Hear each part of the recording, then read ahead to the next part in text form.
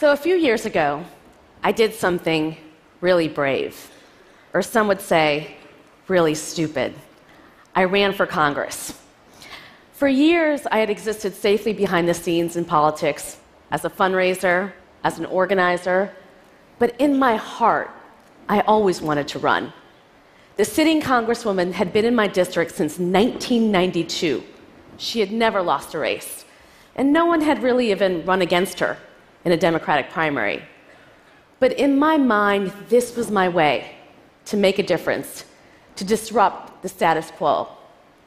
The polls, however, told a very different story. My pollsters told me that I was crazy to run, that there was no way that I could win.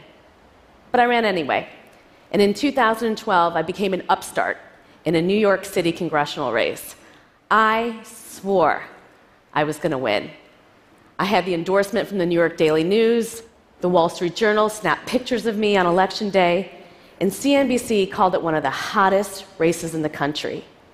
I raised money from everyone I knew, including Indian aunties that were just so happy an Indian girl was running. But on Election Day, the polls were right, and I only got 19% of the vote. And the same papers that said I was a rising political star now said I wasted $1.3 million on 6,321 votes. Don't do the math. It was humiliating. Now, before you get the wrong idea, this is not a talk about the importance of failure, nor is it about leaning in. I tell you the story of how I ran for Congress because I was 33 years old, and it was the first time in my entire life that I had done something that was truly brave, where I didn't worry about being perfect. And I'm not alone. So many women I talk to tell me that they gravitate towards careers and professions that they know they're going to be great in, that they know they're going to be perfect in. And it's no wonder why. Most girls are taught to avoid risk and failure. They're taught to smile pretty, play it safe, get all A's. Boys, on the other hand, are taught to play rough, swing high, crawl to the top of the monkey bars, and then just jump off head first. And by the time they're adults, and whether they're negotiating a raise or even asking someone out on a date, they're habituated to take risk after risk. They're rewarded for it.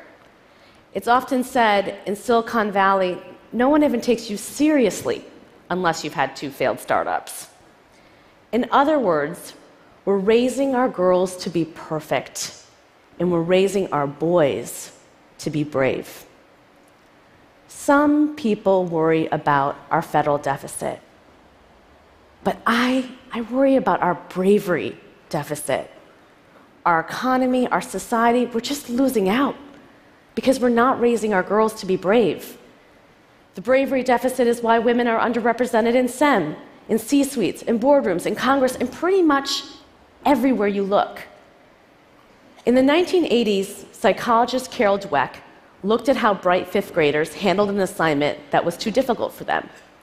She found that bright girls were quick to give up. The higher the IQ, the more likely they were to give up. Bright boys, on the other hand, found the difficult material to be a challenge. They found it energizing. They were more likely to redouble their efforts. What's going on? Well, at the 5th grade level, girls routinely outperform boys in every subject, including math and science. So it's not a question of ability. The difference is in how boys and girls approach a challenge. And it doesn't just end in 5th grade. An HP report found that men will apply for a job if they meet only 60% of the qualifications. But women? Women will apply only if they meet 100% of the qualifications. 100%. This study is usually invoked as evidence that, well, women need a little more confidence. But I think it's evidence that women have been socialized to aspire to perfection, and they're overly cautious. And even when we're ambitious, even when we're leaning in, That socialization of perfection has caused us to take less risks in our careers. And so those 600,000 jobs that are open right now in computing and tech, women are being left behind. And it means our economy is being left behind on all the innovation and problems women would solve if they were socialized to be brave instead of socialized to be perfect. So in 2012, I started a company to teach girls to code. And what I found is that by teaching them to code, I had socialized them to be brave. Coding, it's an endless process of trial and error, of trying to get the right command in the right place, with sometimes just a semicolon making the difference between success and failure.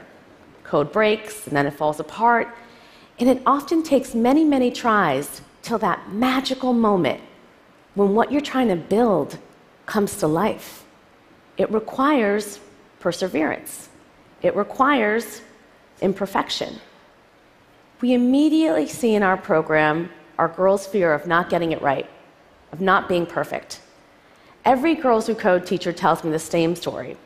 During the first week, when the girls are learning how to code, a student will call her over and she'll say, "I don't know what code to write."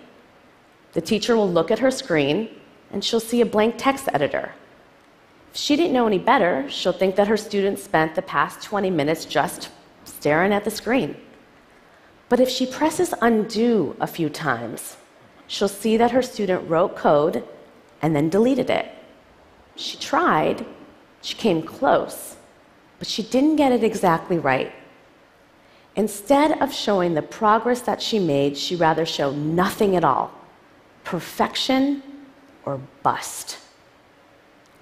It turns out that our girls are really good at coding, but it's not enough just to teach them to code. My friend Lev Bree, who's a professor at the University of Columbia and teaches Intro to Java, tells me about his office hours with computer science students. When the guys are struggling with an assignment, they'll come in and they'll say, "Professor, there's something wrong with my code."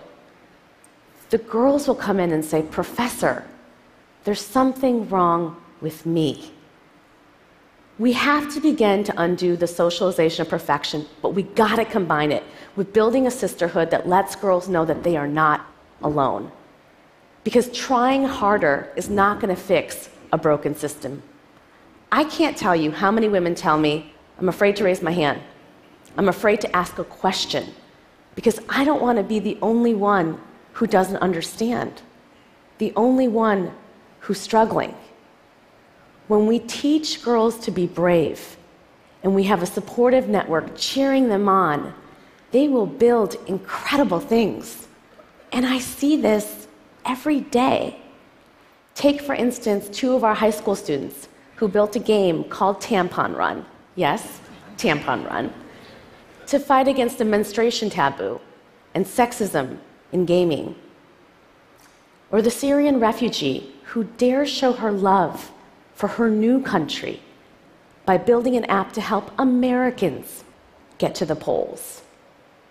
Or a 16-year-old girl who built an algorithm to help detect whether a cancer is benign or malignant, in the off chance that she can save her daddy's life because he has cancer.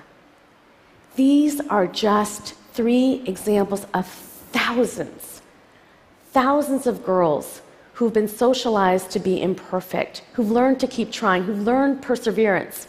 And whether they become coders or the next Hillary Clinton or Beyonce, they will not defer their dreams. And those dreams have never been more important for our country. For the American economy, for any economy to grow, to truly innovate, we cannot leave behind half our population. We have to socialize our girls to be comfortable with imperfection, and we gotta do it now. We cannot wait for them to learn how to be brave like I did when I was 33 years old. We have to teach them to be brave in schools and early in their careers when it has the most potential to impact their lives and the lives of others. And we have to show them that they will be loved and accepted, not for being perfect, but for being courageous. And so I need each of you to tell every young woman you know, your sister, your niece, your employee, your colleague, to be comfortable with imperfection. Because when we teach girls to be imperfect and we help them leverage it, we will build a movement of young women who are brave and who will build a better world for themselves and for each and every one of us. Thank you.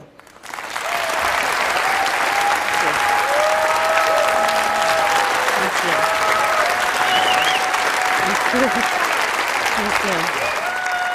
Reshma, thank you. It's such a powerful vision you have. You have a vision. Tell me how it's going. Like, how many girls are involved now in your program? Yeah. So in 2012, we taught 20 girls. This year, we'll teach 40,000 in all 50 states.